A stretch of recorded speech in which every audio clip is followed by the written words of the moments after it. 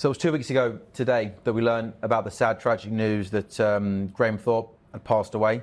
We learned a week later that he'd taken his own life, and his family have come out and spoken about that in the hope that it helps people to talk and to learn how to, cope with mental health problems better. We should applaud that as well. Because I think it's brilliant they've done that, right? I think when something that negative happens to your family, it's easy just to internalize it and put your head under the sand or whatever. They are using a tragedy to try and make the world a slightly better place out of something that's horrible that's happened to them. Have a positive impact on other people that are struggling with the same thing that Graham Thorpe struggled with. Absolutely agree with you, Jarrod, well said.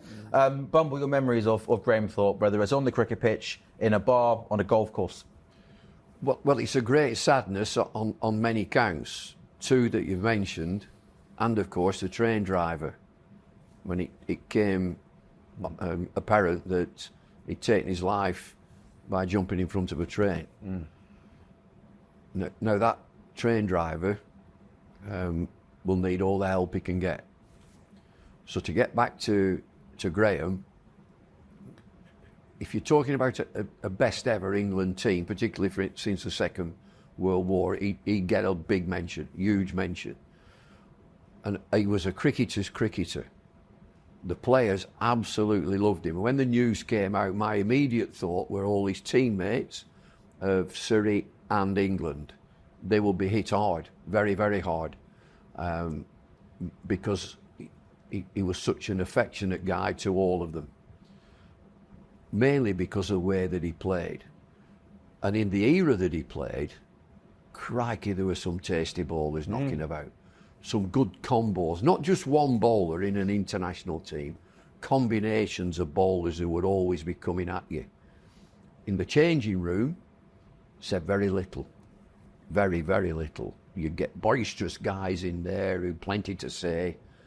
He was sort of thoughtful, and he had a knack of sitting on his own little perch, taking his back rubber off, putting it back on, taking his back rubber, put another back rubber on, take that off, try a different one. And you'd see him doing that for a long, long time, didn't say very much. So his actions were all on the field, and with great affection for his teammates. And for those Bumble like myself who are too young to have watched Graham Thorpe play, what sort of batsman was he? Unbelievably organised. And quite a diminutive guy. I mentioned his bravery. He got 100 and scored 1-4, so he was inventive in his play. Now I'm going to go into Geoffrey Boycott mode here. Top defence. And at that level, you've got to have a top tight defence. But he knew his scoring areas, organised. He was an organised player that he knew where he would score, and he'd stick to that. He'd stick to that combination. I think there were a lot of English players in that era that were very sound technically. And Bumble coached these guys, so he might have better knowledge than I do. But it felt like they didn't always know how to make runs when it wasn't working, right? Mm-hmm. So I look at someone like John Crawley. He was a fantastic cricketer, right? Yeah, good choice. But kind of always felt like everything had to be aligned for John Crawley. Like he had to have his elbow perfectly. But I always felt with Graham Thorpe, he was an any means necessary type of guy. There was a bit more scrap about him. Very adaptable. You watch him in the fourth inning sometimes, and the ball's rolling in on the ground. He's like, well, he's going to work out how to play that. Whereas the other England player is going to sit there going, how am I supposed to hit this? It's rolling along the ground.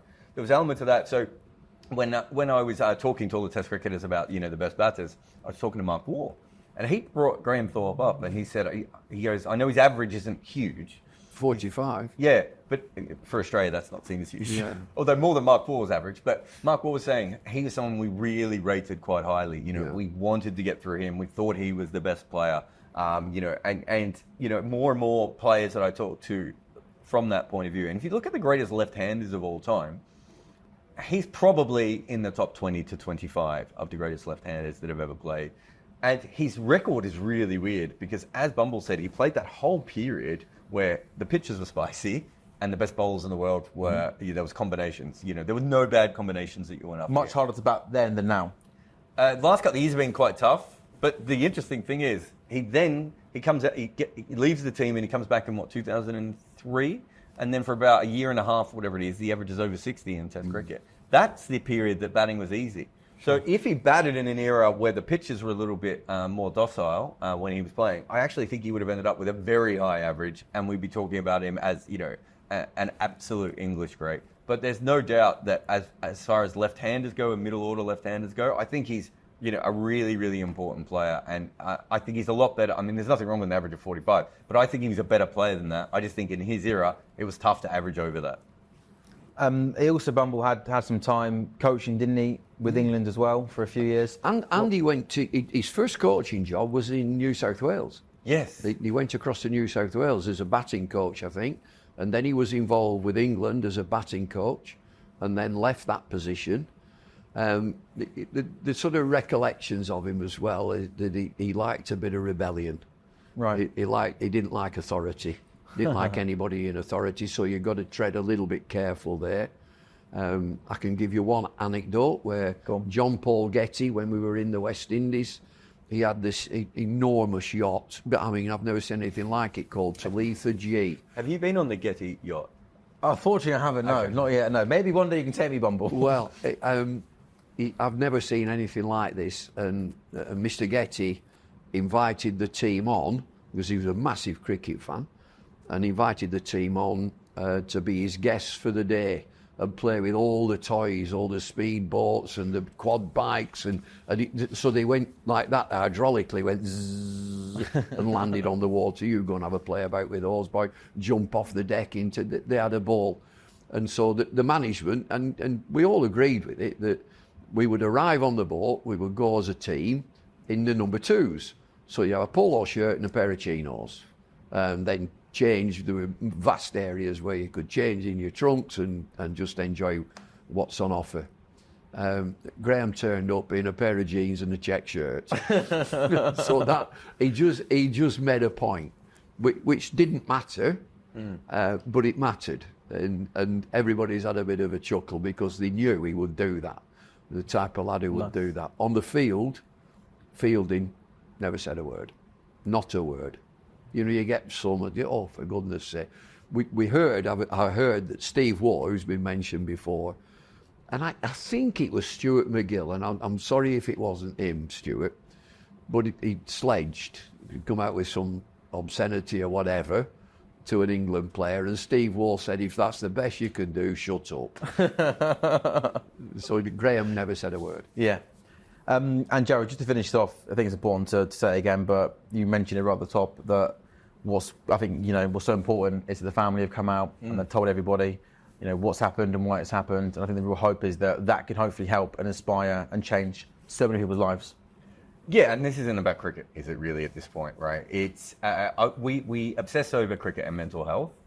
Partly because we're all in cricket, and you know, there's been some great books about, you know, the players who have taken their own lives before and the stories. But it doesn't really matter if you're a cricketer or not. I think the most important thing that, you know, I certainly struggled with mental health at times, and you know, thought of taking my own life. Right, it just passes, right? And the best thing that you can do is seek help and go and talk to people, whoever that may be, and do it. And unfortunately, in Thorpe's case, it's too late. But hopefully, his family have, you know, inspired other people to come forward and do that.